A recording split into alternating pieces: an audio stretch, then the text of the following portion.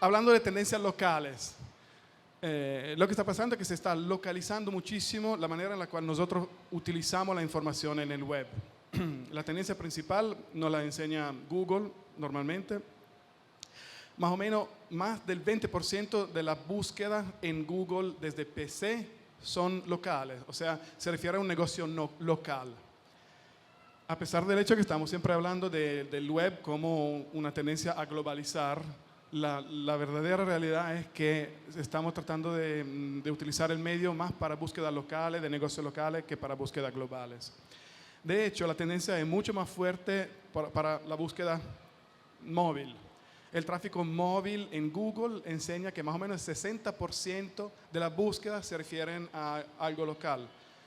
¿Y qué está pasando? Todas las redes sociales, por ejemplo, se están adaptando. Existe, por ejemplo, el Facebook Check-in y no sé si han escuchado que ya Google Places no existe y se incorporó en Google Plus. Ahora se llama Google Plus Local. Google es un poco loquito con los nombres porque cambia nombre bastante frecuente, incorpora productos, hace muchos intentos, muchos experimentos. Por ejemplo, el algoritmo de Google lo han cambiado alrededor de 500 veces en el 2011, después de haber hecho 14.000 intentos de cambio. Entonces, siguen trabajando, tratando de mejorar el algoritmo para servir mejor los usuarios, ¿no? La tendencia hacia la localización de los resultados, localización de la provisión de Internet es absolutamente importante.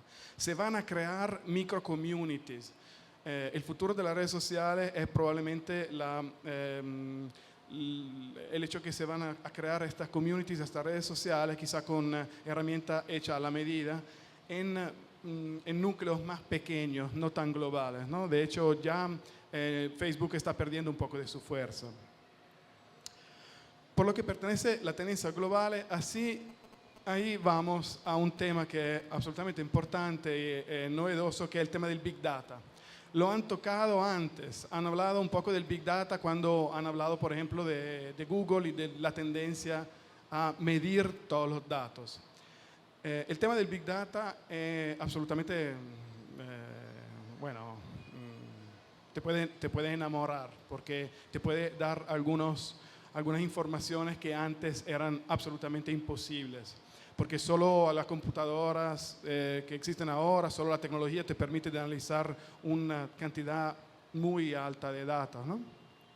De hecho, el tema no es novedoso por sí, por la medición, porque el primer ejemplo de Big Data es más o menos del 1800. En el 1800, un personaje que se llamaba un Comodoro Murray, que era un comodoro inglés, se puso a analizar la ruta de las naves en el Océano Atlántico, tratando de trazar la mejor ruta, porque veía que normalmente las naves hacían movimientos raros, alargaban la ruta, y eso gastaba mucho tiempo y no permitía un trade correcto. La palabra trade, comercio, viene de ahí. Las rutas fue él a empezar a llamarlo trade. Antes no existía esta palabra, utilizó la palabra trade. Desde ese periodo, trade significa comercio. Lo que él hacía para analizar los datos es que él utilizaba todos los diarios de todos los comandantes de todas las naves para ver exactamente dónde habían encontrado problemas, dónde iban los vientos, dónde iban las corrientes. Hasta él decía a todos los comandantes de vez en cuando, con una frecuencia regular, dejaran como una botella, como un frasco muy grande que flotaba con informaciones de en qué momento y en qué día habían logrado ir en un lugar. Estamos hablando de hace 200 años. Y las otras naves después las podían recoger o se encontraban en las playas o se encontraban en alguna isla, otra nave la encontraban. Y desde esta información, él en más o menos 15, 20 años logró estudiar por fin una ruta que se usan todavía. Es el primer ejemplo de Big Data. Otro ejemplo de Big Data es, por ejemplo, lo ha mencionado antes, el Google Flu Trends. No sé si han escuchado esto. Google se dio cuenta, cuando hubo la influencia H1N1, ¿se la acuerdan? ¿Okay? Bueno, esta influencia, cuando en los Estados Unidos decidieron de tratar de prevenirla, de poder predecir algo, hicieron un panel con los doctores, para contactar todos los doctores de los Estados Unidos, de manera que de una vez, inmediatamente, cuando recibieron un paciente que se sentía mal, que enseñaba los síntomas de la enfermedad, notificaran inmediatamente al gobierno para tratar de predecir dónde se estaba mudando el virus. Este panel sirvió a los Estados Unidos y pudieron predecir con 2 semanas la llegada de un virus en una zona. Google dijo, puede ser que podemos mejorar. Se puso a analizar 450 billones de búsquedas, porque tiene acceso a toda esta data. Logró desde este análisis a llegar a un patrono de 40-45 palabras que, si se presentaban en patrono en la búsqueda en una cierta ciudad, significaban que allí había llegado la influencia. Esto permitió hacer predicción, y lo están haciendo todavía hoy, en tiempo real. O sea, no necesitan 2 semanas. Cuando esto pasa, Google notifica y se sabe dónde está mudando el virus. Entonces, claro que el hecho de que el Big Data sea un poco peligroso, porque lo vemos un poco como el ojo secreto que nos está espiando, y es así, igual existen alguna manera de aprovecharlo de manera positiva. Otro ejemplo, no muy positivo, bueno, positivo para los utilizadores de Amazon, fue Amazon.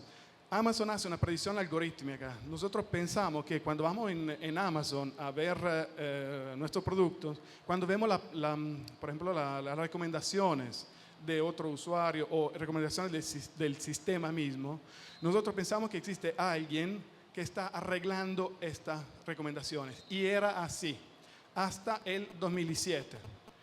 Después del 2007 llegó un nuevo programador en Amazon que tenía 23, 24 años y dijo, ¿sabes qué? Yo creo que podemos mejorar la manera en la cual predecimos cómo los usuarios compran los productos.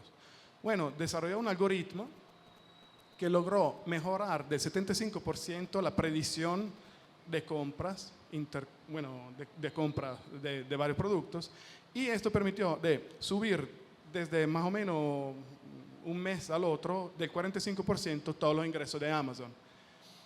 ¿Por qué negativo el ejemplo? Porque Amazon votó todos los empleados que tenía que hacían las recomendaciones. Toda la casa. Ya no estamos usando el marketing para apuntar a un target, tratar de dispararle nuestro mensaje publicitario y esperar la reacción. Ahora la tendencia y lo correcto es tratar de crear una serie de contenidos, de carnadas que nosotros vamos a distribuir en las redes sociales, en nuestra presencia digital, para que el usuario espontáneamente pueda ir y conectarse a nuestra empresa. Esto se llama inbound marketing.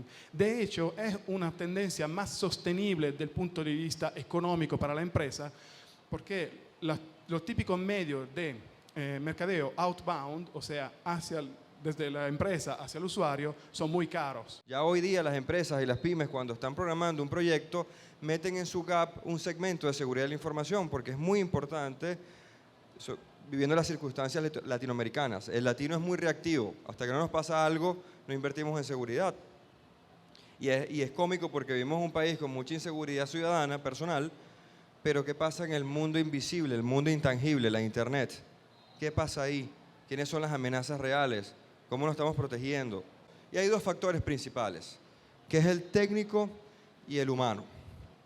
¿Por qué el técnico? Bueno, es todo lo que usamos, ¿no? En las empresas.